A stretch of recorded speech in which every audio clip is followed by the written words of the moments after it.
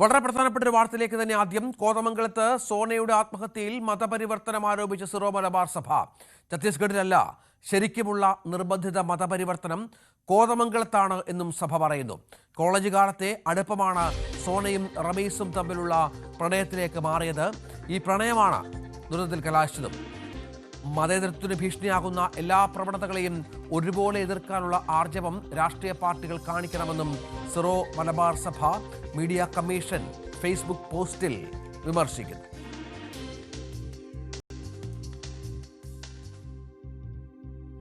Dani Paul ഏറ്റവും പുതിയ വിവരങ്ങളുമായി ചേരും. ഡാനി, കോതമംഗലത്തെ മാതാപിതാക്കൾ തന്നെ, മാതാവും സഹോദരനും ഒക്കെ തന്നെ ഈ മുസ്ലിം മതത്തിലേക്ക് ഈ കുട്ടിയെ മാറ്റണമെന്ന നിർബന്ധിത ആവശ്യം ഉന്നയിച്ചിരുന്നു എന്ന് ആരോപിച്ചിരുന്നു. ഇപ്പോൾ സിറോ മലബാർ സഭ ഈ വിഷയം ഏറ്റെടുക്കുകയാണോ? രഞ്ജിത്ത്, ആ രീതിയിൽ തന്നെ ഇത് കാണണം. കാരണം സിറോ മലബാർ സഭ മീഡിയ കമ്മീഷൻ തന്നെയാണ് അവരുടെ ഒരു ഔദ്യോഗിക പേജിൽ തന്നെ അവര് സമൂഹ മാധ്യമ അക്കൗണ്ടിൽ തന്നെ ഇത് വളരെ കൃത്യമായിട്ട് വിശദീകരിക്കുകയും ചെയ്യുന്നത്. കാരണം ഇത് അവരുടെ ഒരു നിലപാട് തന്നെയാണ്. ഈ കേസുമായി ബന്ധപ്പെട്ടുകൊണ്ട്, ഈ വിഷയവുമായി ബന്ധപ്പെട്ടുകൊണ്ട് സഭയുടെ ഒരു നിലപാട് തന്നെയാണ് ഈ രീതിയിൽ വിശദീകരിക്കുന്നത് എന്നതാണ് നമുക്ക് മനസ്സിലാക്കേണ്ടത്. കാരണം അതിൽ ഉദാഹരിക്കുന്ന ഒരു കാര്യം കൂടി ശ്രദ്ധയോടെ നമ്മൾ കാണേണ്ടതുണ്ട്. കാരണം സമീപകാലത്ത് മതപരിവർത്തനം എന്ന രീതിയിൽ ആരോപിച്ചുകൊണ്ട് വലിയ രീതിയിൽ ക്രിസ്ത്യൻ മിഷണറിമാർക്കെതിരെ വലിയ ആക്രമണങ്ങൾ നടന്ന ഒരിടം, ആ സ്ഥലത്തെ കോട്ട് ചെയ്തുകൊണ്ടാണ്, ആ സ്ഥലത്തെ പരാമർശിച്ചുകൊണ്ടാണ് ഈ രീതിയിലുള്ള ഒരു കാഴ്ചപ്പാട് വ്യക്തമാക്കുന്നത്. നിർബന്ധിത മതം മാറ്റ ശ്രമം നടക്കുന്നുണ്ട്, ഛത്തീസ്ഗഡിലല്ല, അത് കോതമംഗലത്ത് എന്ന് സൂചിപ്പിക്കുന്നു. അതായത് തുടരുക ഡാനി. ഇപ്പോൾ ഷോൺ ജോർജ്, BJP നേതാവ്, ടെലിഫോണിലൂടെ. ഷോണ്, നിർബന്ധിത മതപരിവർത്തനമെന്ന് ആരോപിച്ചത് കുടുംബം തന്നെ ആ തരത്തിലുള്ള ആരോപണം ഉന്നയിച്ചിരുന്നു. ഇപ്പോൾ ഛത്തീസ്ഗഡുമായി ബന്ധപ്പെട്ട് നമ്മൾ ഒരുപാട് ചർച്ച ചെയ്തതാണ്. കേരളത്തിൽ സംഭവിക്കുന്നത് എന്താണ്? ഇത് ഒറ്റപ്പെട്ട ഒരു സംഭവമല്ല. ഈ കഴിഞ്ഞ കുറെ നാൾ, ഞാൻ ഈ ഒരാഴ്ചക്കിടയിൽ മാത്രം കൊട്ടാരക്കരയിൽ, നിലമ്പൂർ, ഇത് ഉൾപ്പെടെ 3 വിഷയങ്ങളാണ് ഈ ഒരാഴ്ചക്കിടയിൽ ഉണ്ടായിട്ടുള്ളത്. ഇവിടെ പുറത്തു പറയാൻ, നമ്മൾ ഈ വിഷയത്തെക്കുറിച്ച് പറയുന്നവരെല്ലാം സംഘടിതമായി ആക്രമിക്കുകയും അവരെ ഒറ്റപ്പെടുത്തുകയും ചെയ്യുന്ന വലിയ സാഹചര്യം ഉണ്ടായിരുന്നു. 2018 ഈ വിഷയം ഉന്നയിച്ചൊരു വ്യക്തിയാണ് എൻ്റെ പിതാവ് CPC ജോർജ്. കേരളത്തിലെ എല്ലാ മുന്നണികളും അന്ന് അദ്ദേഹത്തെ എതിർത്ത് ഇത്തരത്തിലുള്ള കാര്യമില്ല എന്ന് പറയുന്ന സാഹചര്യം ഉണ്ടായി. എന്താണ് ലവ് ജിഹാദ് എന്ന് പറയുന്ന ഒരു വേർഡ് ഇന്ന് വരെയും ഭരണഘടനാപരമായിട്ടോ അല്ല നിയമപരമായിട്ടോ എവിടെയും എഴുതി ചേർത്തപ്പെട്ടിട്ടില്ല. പക്ഷേ ഈ കുട്ടി, സോന എന്ന് പറയുന്ന ഈ കുട്ടിയെ നിർബന്ധമായി അതിനെ ആദ്യം അടിമാലിയിൽ രജിസ്റ്റർ ചെയ്യാമെന്ന് പറഞ്ഞു. അവിടെ നിന്നും അതിനെ പാനായിക്കുളത്തേക്ക് കൊണ്ടുപോയി. പാനായിക്കുളത്തുകൊണ്ട് വീട്ടിൽ പൂട്ടിയിട്ട് ആ ചെറുപ്പക്കാരനും വീട്ടുകാരും അവന്റെ സുഹൃത്തുക്കളും ചേർന്ന് ആ കുട്ടിയെ മർദ്ദിച്ച്, അതിനുശേഷം ആ കുട്ടി ആങ്ങളെ വിവരം അറിയിക്കുമെന്ന് പറഞ്ഞതിന്റെ പേരിൽ മാത്രം അവിടുന്ന് രക്ഷപ്പെട്ട് ഓടി വന്നതാണ്. അതിനുശേഷം 2 ദിവസം കഴിഞ്ഞപ്പോഴാണ് കുട്ടി ജീവനെടുക്കുന്ന സാഹചര്യം ഉണ്ടായത്. ഇത് ഇനി കേരളത്തിൽ ആവർത്തിച്ചുകൂടാ. ആരെ ബോധ്യപ്പെടുത്താൻ വേണ്ടിയാണ് ഇങ്ങനെയൊരു കാര്യം കേരളത്തിൽ ഇല്ല എന്ന് ഇവർ പറയുന്നത്? ഇവിടെ എല്ലാം മുന്നേ, പ്രത്യേകിച്ച് കോൺഗ്രസും CPM ഇത് മൂടിവെക്കാൻ ശ്രമിക്കുകയാണ്. എന്തിനു വേണ്ടിയാണ് അവർ മൂടിവെക്കാൻ ശ്രമിക്കുന്നത്? ഇത് ഏതെങ്കിലും രാഷ്ട്രീയ പാർട്ടിയെ കുറ്റപ്പെടുത്തുന്നതല്ല. പക്ഷേ രാജ്യവിരുദ്ധ ശക്തികൾ മനഃപൂർവമായി നിർബന്ധിത മതം മാറ്റത്തിന് വേണ്ടി ലവ് ജിഹാദ് എന്ന് പറയുന്ന ഈ പ്രക്രിയ ഉപയോഗിക്കുന്നുണ്ടെങ്കിൽ അത് കക്ഷി രാഷ്ട്രീയത്തിന് അതീതമായി ഈ രാജ്യത്ത്, ഈ നാട്ടിൽ എതിർക്കപ്പെടേണ്ടത് തന്നെയാണ്. ഇന്ന് ഇന്ത്യ മഹാരാജ്യത്ത് അതിന് ഏറ്റവും വലിയ താവളമായി കേരളം മാറിയിരിക്കുന്നു. ഞാൻ പറഞ്ഞില്ലേ, നിലമ്പൂര്, അവിടെ ഒരു വൈദികന്റെ പെങ്ങളുടെ മോളാണ്. എന്നെ അച്ഛൻ വിളിച്ച് മിനിങ്ങാന്ന് അച്ഛൻ വിളിച്ച് എന്നോട് കരഞ്ഞു. ഞാൻ പറഞ്ഞാൽ പരാതി കൊടുക്ക്. പക്ഷെ പരാതി കൊടുക്കുന്നതിനെ സംബന്ധിച്ച് അവരുടെ പ്രശ്നം എന്ന് പറയുന്നത്, ഇതിന് എന്ത് പറഞ്ഞ് പരാതി കൊടുക്കും? നിയമപരമായി നോക്കുമ്പോൾ 18 വയസ്സ് പൂർത്തിയായ ഒരു കൊച്ച് അവൾക്ക് ഇഷ്ടപ്പെടുന്ന ആളുകൂടെ പോവാം. 3-4 വർഷം കഴിയുമ്പോൾ മതം മാറ്റപ്പെട്ട് പൊന്നാനിയിൽ കൊണ്ട് 2 മാസം താമസിപ്പിച്ച് മതം മാറ്റപ്പെട്ട് അവളുടെ ജീവിതത്തിൽ അവളെല്ലാം നശിച്ചു കഴിഞ്ഞ് അവൾ തിരിച്ചു വരുന്ന സാഹചര്യം ഉണ്ടാകുന്നു. ഇത് എത്ര മോശമായ പ്രവണതയിലേക്ക് ഈ രാജ്യത്തെ കൊണ്ട് എത്തിക്കുന്നത് നമുക്ക് ചിന്തിച്ചുകൂടാ. അത്രയും മോശമായ സാഹചര്യത്തിലേക്ക് പോകുന്നു. ഇത് ഇനി ഈ നാട്ടിൽ അനുവദിച്ചുകൂടാ. ഇനി ഒരു സോന ഈ നാട്ടിൽ ഉണ്ടായിക്കൂടാ. ആ തീരുമാനം ഇവിടുത്തെ എല്ലാ രാഷ്ട്രീയ പാർട്ടികളും ഒരുമിച്ച് നിന്ന് 10 വോട്ടിന് വേണ്ടി എന്ത് വൃത്തികേടിനും കൂട്ടുനിൽക്കുന്ന ഈ പ്രവണത ഇവിടുത്തെ രാഷ്ട്രീയ പാർട്ടികൾ ഉപേക്ഷിക്കണം. ഇനി നമുക്കെല്ലാം പെൺകുട്ടികളുള്ളതാണ്.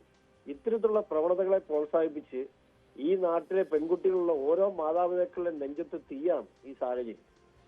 ഇത് വളരെ ഗൗരവമായി കാണണം. ഇതിന് മാധ്യമങ്ങളും രാഷ്ട്രീയ പാർട്ടികളും എല്ലാവരും മതസംഘടനകളും എല്ലാവരും ഒരുമിച്ച് നിൽക്കണം. ഈ പ്രവണത ഈ നാട്ടിൽ നിന്ന് അനുവദിച്ചുവിടാം. ശരി, ഷോൺ ജോർജ് ആണ് സംസാരിച്ചത്.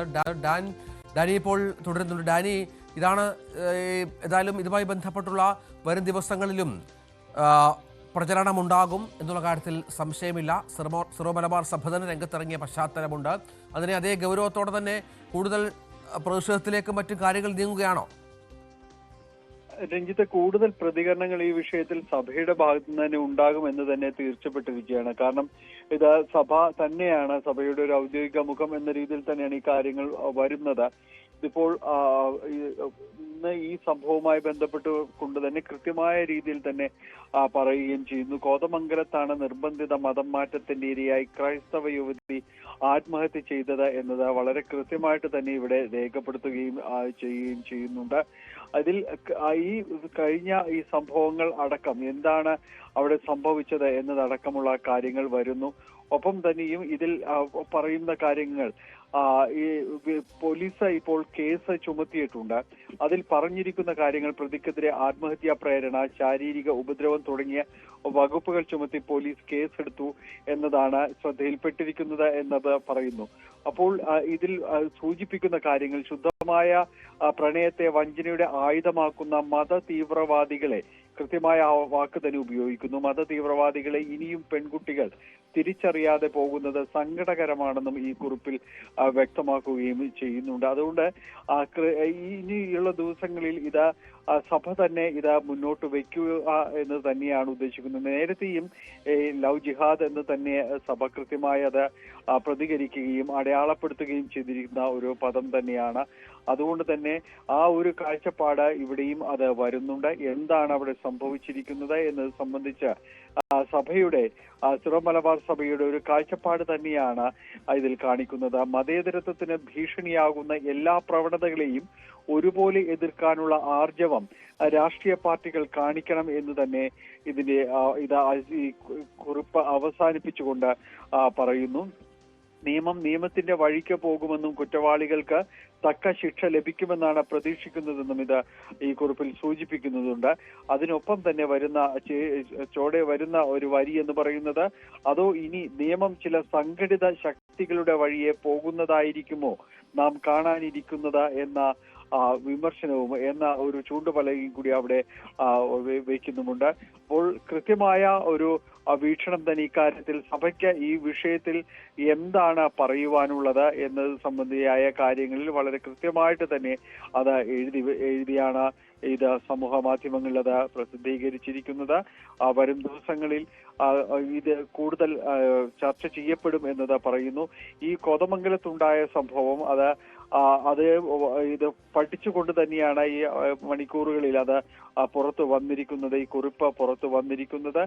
കാരണം ഇത് പ്രണയമാണ് ഇത് ദുരന്തത്തിൽ കലാശിച്ചത് എന്നത് പറയുന്നു. നീ മരിക്കുന്ന റമീസ് അവളോട് പറഞ്ഞു, മതം മാറാൻ നിർബന്ധിച്ചുവെന്ന് എഴുതി വെച്ചാണ് അവൾ ജീവനൊടുക്കിയതെന്ന് സോണിയുടെ സഹോദരൻ ആരോപിക്കുന്ന കാര്യവും അടക്കം ഇതിൽ വ്യക്തമാക്കുകയും ചെയ്യുന്നുണ്ട്. അതുകൊണ്ട് ഇത് സംബന്ധിയായ കാര്യങ്ങളിൽ കൂടുതൽ പ്രതികരണങ്ങളിലേക്കും കൂടുതൽ ചർച്ചകളിലേക്കുമാണ് ഈ വിഷയം വഴി തുറക്കുന്നത് എന്ന കാര്യത്തിൽ യാതൊരു വിവരങ്ങൾ പങ്കുവച്ചു. ഏതായാലും സിറോ മലബാർ സഭ കോതമംഗലം വിഷയം ഏറ്റെടുക്കുകയാണെന്നുള്ള സൂചനകൾ കൂടിയാണ് ഇപ്പോൾ പുറത്തുവരുന്നത്. ഇടവേള